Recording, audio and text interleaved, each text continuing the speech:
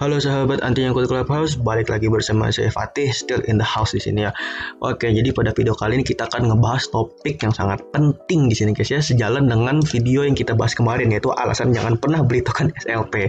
Jadi di sini kita mau bahas salah satu token yang menurut gue jelek juga nih ya, dan jangan kalian beli lah. Kalian jangan bertrading ataupun berinvestasi di koin ini karena peluang nyangkutnya itu 100% bisa gue bilang. Nama itu adalah hard token atau Hara token ya. Nah, jadi kenapa bisa gue bilang dari fundamental Hara ini jelek ya? Karena di sini menurut gue visi mereka dalam merevolusi sektor agrikultur dan membantu petani kecil dalam blockchain teknologi. Di sini menurut gue hanyalah sebuah gimmick dan cuman merupakan pencitraan dan branding ya agar perusahaan mereka terlihat bagus di luar gitu loh. Padahal kalau kita telisik lebih dalam memang menurut gue tuh jelek gitu ya. Dan kita bikin analisanya di sini secara objektif ya. Jadi gue nggak memihak pihak manapun ya di sini, dan kita hanya menganalisa berdasarkan fakta yang ada di sini guys. Jadi hal yang pertama yang menurut gue janggal dari sini adalah kalau kita cari di trading view ya, token hard ini nggak ada guys ya di exchange manapun, kalian bisa cari sendiri ya. Dan kalau kita cari juga ya data coin hard ini di coin market cap atau CMC itu nggak ada juga guys ya. Di sini ada yang Hara Coin HRC, ini bukan hard ya. Nah, ada itu cuma di CoinGecko guys ya. Tapi data di CoinGecko pun nggak ada data peringkat koinnya peringkat berapa, nggak ada data kapitalisasi pasar, nggak ada data lain-lainnya ya. Di sini sangat minim sekali profiling dari perusahaan itu sendiri ya. Dan gue heran juga kenapa dari hard ini manajemennya terkesan menutup-nutupi profil perusahaan ya. Itu yang menurut gue mencurigakan dan sangat suspicious di sini ya.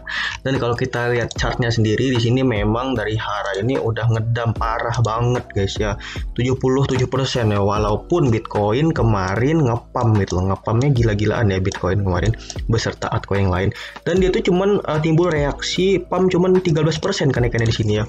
Di sini dia membentuk rising wedge dan kemudian harganya langsung turun lagi ya, ternyata dibentuk oleh pola rising wedge ini ya.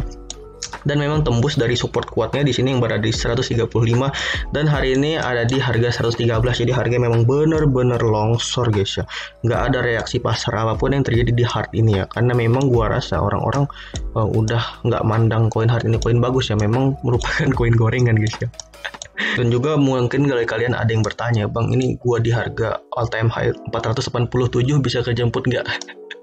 Ya bisa gue bilang jujur-jujuran aja sulit ya, bahkan nggak mungkin lagi buat kejemput karena susah kali guys ya. Jadi hard ini sempat ada di harga murah ya guys. Di harga murah kita lihat infonya di Indodax itu sempat ada di harga Rp22 di sini. Ya, Rp22 itu bayangin ya, dia udah naik berapa persen gitu ke harga sekarang ya. Dan bandar pun juga udah cabut gitu, udah kabur gitu guys ya, udah pada distribusi barangnya di harga atas. Oke, jadi kita masuk ke fundamental dari hard ini ya. Jadi gua rangkum ya di sini, akan gua jelasin dalam bahasa yang sederhana. Jadi di sini hard ini adalah token reward atau hadiah jika petani tersebut membagikan infonya di sini guys ya, bisa kalian baca. Di sini kalau petani ngebagi data seperti data kultivasi, kapan mereka tanam, kapan mereka panen, berapa banyak panennya, termasuk data lahan ya, termasuk data transaksi, data pembelian benih dan penjualan padi, maka di sini petani akan mendapatkan reward berupa token hard ya. Dan token hard ini kemudian bisa dijual lagi guys ya oleh petani tersebut dalam bentuk pendidikan, perlengkapan pertanian, peralatan, dan juga diskon dan lain-lainnya. Jadi di sini otomatis harganya, supply dari hard ini akan terus menurun ya, karena petani tersebut akan terus-terusan ngejual koin hardnya itu. Sama saja yang terjadi di koin SLP kemarin ya. Karena di sini supply-nya penawarannya jauh lebih besar daripada permintaannya. Jadi menurut gue ya, di pandangan petani juga buat apa gitu nge-hold koin hard ya, karena nggak ada guna gitu loh. Mending gue tukerin ke alat pertanian gitu ya, daripada gue hold, nggak ada masa depan juga dari token ini gitu ya. Nah, terus kemudian perusahaan mendapat keuntungannya itu dari ngejual data ini kepada swasta dan pemerintah ya guys ya. Mereka dapat penghasilan dan keuntungan itu dari situ ya. Kalian baca aja di sini ya, dapat membantu berbagai stakeholder seperti pemerintah dan entitas swasta di sini. Ya, mereka jualan datanya itu ke pemerintah dan entitas swasta ya. Nah, selain itu juga gua nggak ngelihat adanya fitur yang istimewa ya dari Hara ini. Karena memang project mereka ini terbatas gitu ya. nggak apa namanya, nggak banyak gitu. Kayak misalkan koin DeFi, decentralized finance, yang punya program smart contract, kemudian bisa nge-staking dan lain-lain.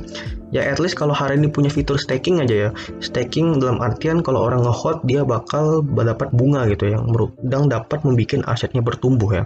Nah, itu aja mungkin bisa menarik perhatian dan minat orang dalam berinvestasi di koin HEART ini. Tapi ya dari fungsinya aja, koin HEART ini hanya untuk dijual gitu oleh petani. Yang mana itu menurut gua sangat-sangat apa ya? Sangat jelek lah buat kita ngebeli koin HEART. Karena petaninya aja apa namanya, kalau dapat koin HEART itu bakal dijual. Nah, jadi kenapa kita beli gitu loh? Kita nggak punya kepentingan buat ngebeli koin HEART ini ya. Kalian juga bisa tonton ya video di videonya Bapak Chandra ini di Success Before 30 ya, review kantor perusahaan blockchain asli Indonesia, Haro Token. Ya, di sini dia bilang ya, petani emang dapat reward, kemudian bisa menjual dalam bentuk kopi. Intinya petani dapat reward lah, dan kemudian bisa dijual koin Hara ini ya. Jadi untuk apa kita beli koin ampas? Nggak penting banget guys ya koin kayak gini. Sumpah.